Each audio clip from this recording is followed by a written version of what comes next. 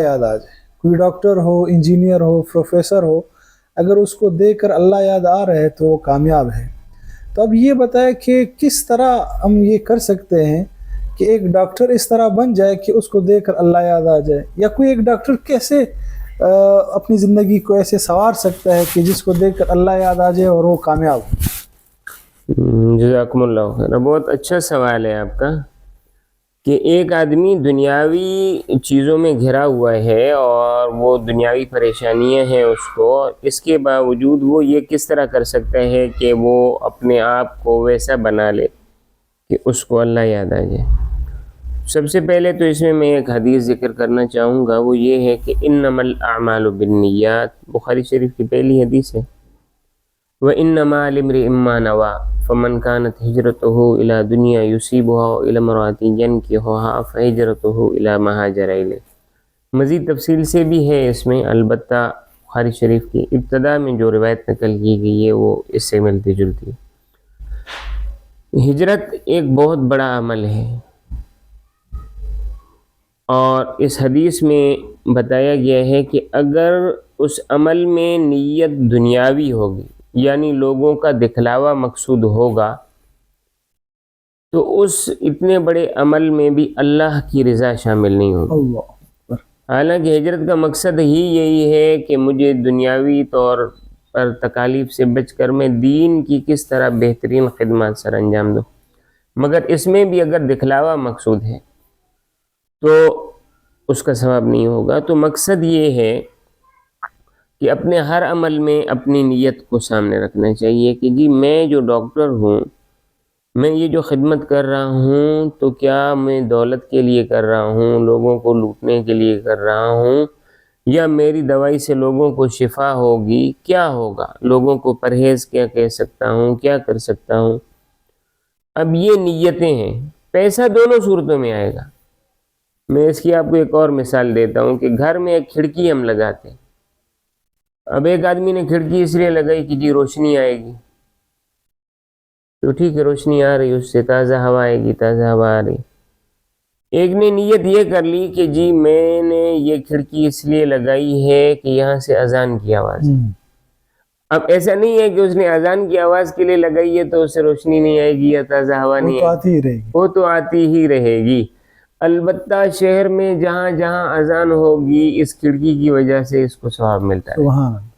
अब ये जो भी डॉक्टर हुआ है, सब कुछ हुआ है, ये देखे कि जी मैं सबसे पहले बंदा हूँ, बंदे में मुझ पर हुकूकुल्लाह हैं, हुकूकुल इबाद हैं, घर के हुकूक हैं, पेट के हुकूक हैं, बच्चों के हुकूक हैं, मरीज़ के हुकूक हैं, आने वाले मुसलमान के हुकूक हैं।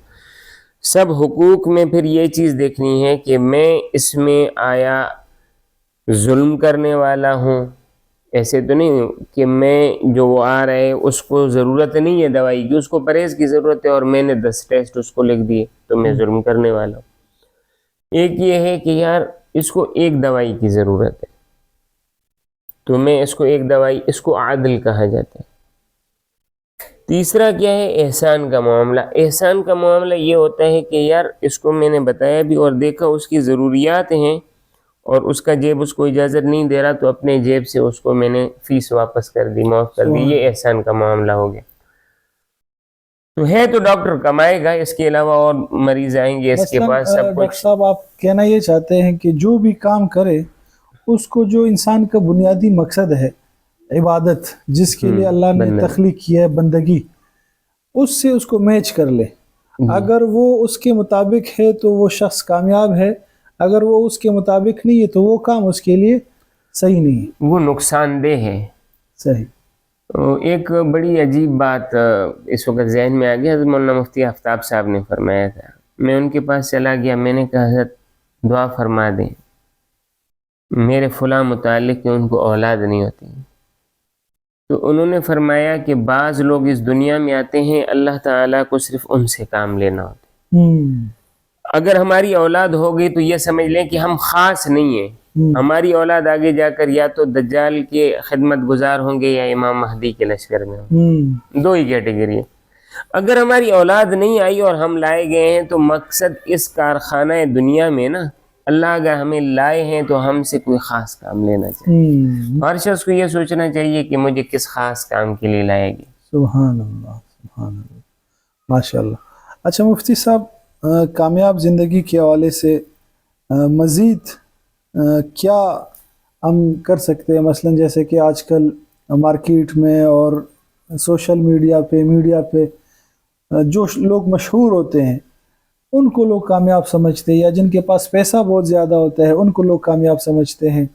کیا کوئی ایسا بھی ہو سکتا ہے کہ یہ چیزیں کسی کے پاس نہ ہو اور وہ کامیاب ہو، یا ایسا ہے کہ یہ چیز ہونی لازمی ہے کامیابی کے حوالے سے؟ دنیا کے اسباب مال و دولت کے حساب سے سب سے پہلے یہ سمجھ لیں کہ ہمارے عمومی افراد کے ذہن میں یہ ہے کہ آپ صلی اللہ علیہ وسلم کسی غریب خاندان سے تھے، یا انہوں نے غریبی کی زندگی جو ہے نا گزاری ہے. یہ بات درست نہیں. آج کے حساب سے رسول اللہ صلی اللہ علیہ وسلم نے اپنی ازواج مطہرات کو جو حق مہر دیا ہے تقریباً 8.5 لاکھ کے قریب بنتا ہے. آپ صلی اللہ علیہ وسلم تجارتی اسفار آپ صلی اللہ علیہ وسلم کے دیکھیں تو تجارتی اسفار باہر ملکوں کے آنے جانے کے تجارتی اسفار رسول اللہ صلی اللہ علیہ وسلم. آپ کی زوجہ محترمہ بڑی جو ہے نا وہ اپنا تاجرہ تھیں. صحابہ بہت تجارت والے تھے اور بہت انہوں نے کام کیا ہے. تو مال و دولت کا ہونا مسئلہ نہیں ہے. مال و دولت سے کامیابی یا ناکامی نہیں گنی جاتی. آپ صلی اللہ علیہ وسلم نے فرمایا مال 3 قسم کا ہے. کھایا اپنے اوپر خرچ کر دیا یہ بھی آپ کا ہے، اللہ کے راستے میں خرچ کر دیا یہ بھی آپ کا ہے. جو آپ سے رہ گیا یہ آپ کا نہیں، وہ رشتہ داروں کا ہے، وہ کھا لیں جس طرح کریں. مال و دولت کی زیادتی یا یہ چیز ہونا یا نہ ہونا یہ کامیابی نہیں ہے، یہ ساتھ نہیں چلیں گے. اصل کامیابی تو یہ ہے کہ اللہ کا راضی ہو جانا. اللہ راضی ہو گیا تو کامیابی ہو گئی، اللہ راضی نہ ہوئے تو ناکام ہے. بادشاہ ہیں، وزیر ہیں، مشیر ہیں، اللہ ناراض ہیں، ہم تباہ و برباد، ہم گمنام ہیں، ہمیں کوئی نہیں جانتا. اللہ کو راضی کر گئے تو ہم کامیاب ہیں. مال و دولت کا معنی دنیا کے اسباب کو اختیار کرنا یہ رسول اللہ صلی اللہ علیہ وسلم سے ثابت ہے. آپ صلی اللہ علیہ وسلم نے اس کی تلقین کی ہے کہ یہ حدیث میں کہ اپنی آل اولاد کا تم پر حق ہے. صدقات کا سب سے زیادہ حق یہ ہے، نفلی صدقات کا، کہ آپ اپنے گھر والوں کو کھلائیں، سب سے افضل صدقہ یہ. تو کمانا چاہیے، بہتر دینے والا ہاتھ. جی. تو یہ اس سے انکار نہیں ہے، مگر یہ اصل نہیں ہے کامیاب. یہ اس کو آپ یعنی ثانوی منزلیں کہہ سکتے ہیں، ثانوی مقاصد کہہ سکتے ہیں، مگر حقیقی مقصد یہ نہیں. حقیقی کامیابی وہ ہے کہ آپ ان اسباب کے ساتھ یہ کریں کہ آپ کو اللہ کی جانب، اللہ کی بندگی کی جانب رہنا چاہیے. مثلا جیسے آج آپ نے ایک مثال دی کہ آپ کوئی فیض محمد روڈ بتا رہے تھے، یا یہ کہ وہاں آپ جاتے ہیں تو وہ طلبہ سے پوچھتے ہیں تو وہ کہتے ہیں کہ یار ہم ڈاکٹری کی تیاری کر رہے ہیں MD-کیٹ کی، اگر ہم نماز کے لیے نکلیں گے تو وقت ضائع ہوگا. جی تو یہ ناکامی ہے. جی ڈاکٹری کی آپ تیاری کریں. اور جیسے کہ ایک ہمارے بڑے عزیز ساتھی نے ایک بات بتائی اپنے استاد کی، کہ فرمایا ہمارے استاد ہی فرماتے تھے کہ امتحان کی تیاری ایسے کرو کہ آپ ذکر اذکار اور وظائف کو نہیں جانتے ہو، اور پھر جب آپ تیاری کر چکو تو پھر اس طرح اللہ تعالیٰ سے دعا مانگو کہ گویا آپ نے کچھ کیا ہی نہیں. تو یہ دونوں چیزیں مد نظر رہنی چاہیے. دونوں ایکسٹریم لیول پہ نہیں جانا چاہیے کہ بالکل پہاڑوں پہ جا کے بیٹھ گئے اللہ اللہ کر رہے تو یہ کامیابی ہے، یا دنیا میں اتنے گھس گئے کہ صرف پیسہ ہی ہمارا مقصد بن جائے، یہ بھی کامیابی. لا رہبانیت فی الاسلام، افراط اور تفریط اسلام میں نہیں. کسی بھی چیز کا یکجائی ہو جانا ایسا نہیں. صحیح. اعتدال ہو دونوں چیزوں میں. اعتدال یعنی حضور صلی اللہ علیہ وسلم نے اپنے گھر والیوں کی بھی حقوق ادا کیے ہے، تجارت بھی کی ہے، محلے والوں کی بھی حقوق ادا کی ہے، صحابہ کی بھی. تو ہمیں بھی ان کو فالو کرنا چاہیے. اچھا ماشاء اللہ، جزاک اللہ. یہ 10 منٹ کا ہوگا. 10 منٹ کا ہوگا. اچھا تو کوئی نعت مات آتی ہے آپ لوگوں کو؟ کیا کرنا ہے؟ نعت بھی ڈال دیتے. ہم مفتی صاحب سے فرمائش کرتے ہیں کہ وہ اپنی آواز میں ہم ایک نعت شریف سنیں.